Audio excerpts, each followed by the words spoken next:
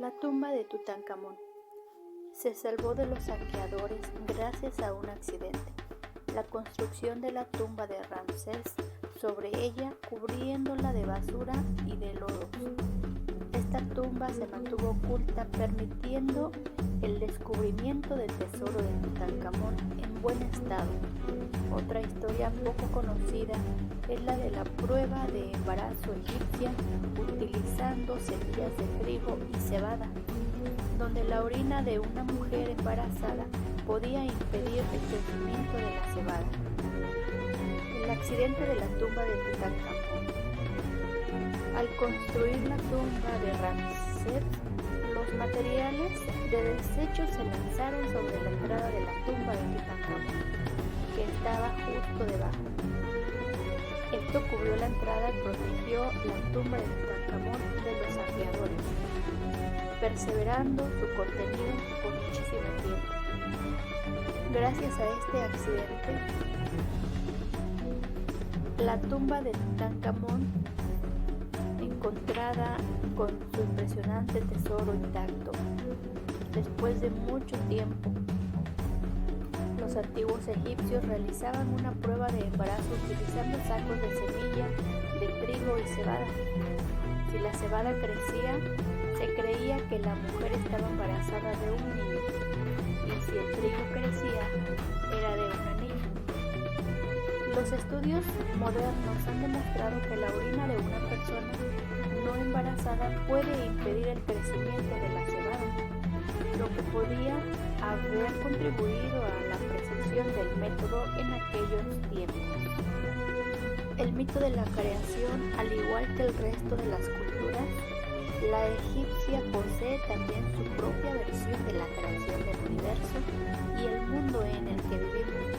De hecho, existen 3 versiones conocidas en función a la ciudad que lo generó y las deidades a las que se veneraran. Una de ellas es la Ninú, posteriormente conocida como Heliópolis, la cual es conocida por ser la ciudad en la que surgió y prevaleció el culto del dios Ra como deidad primordial. Cuenta la leyenda que en un principio solo existía un inmenso infinito océano de nombre Num, el cual permanecía inmóvil y totalmente dormido.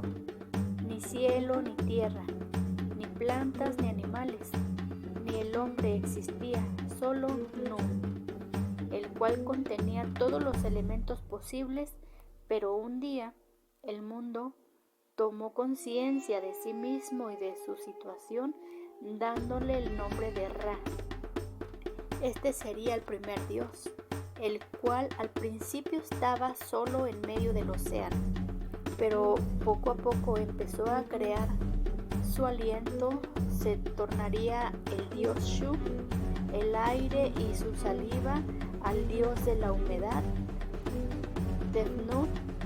A continuación, creó una isla o tierra en la que reposara, la cual denominó Egipto, y al nacer del agua decidió crear el Nilo para alimentarlo. Con los elementos del gran océano, Ra fue creando los distintos seres vivos. Shu y Tefnut, en otro punto del Nun, tuvieron hijos, la deidad Geb de la tierra y Nut del cielo.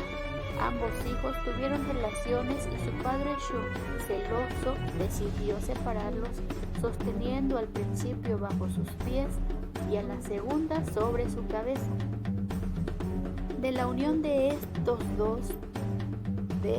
ambos dioses, nacerían las estrellas y el resto de las deidades. Acabada su creación, el dios Ra mandó a uno de sus hijos a buscar de su prole, pero dicho ojo se encontraría al volver que el dios le había crecido otro nuevo. Desesperado, el ojo empezó a llorar, creando sus lágrimas a los primeros seres humanos. El dios Ra, viendo su dolor, se lo colocó en la frente. se había creado el sol. La leyenda de Sinuché. Otra de las leyendas del pueblo egipcio lo encontramos en la leyenda de Sinuché, en la cual se nos habla del miedo al juicio y a la sospecha y el ansia de volver al hogar.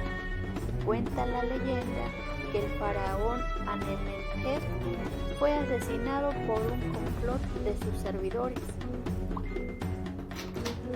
estando su primogénito y más probable sucesor ausente al estar en el ejército cuando ocurrió su muerte.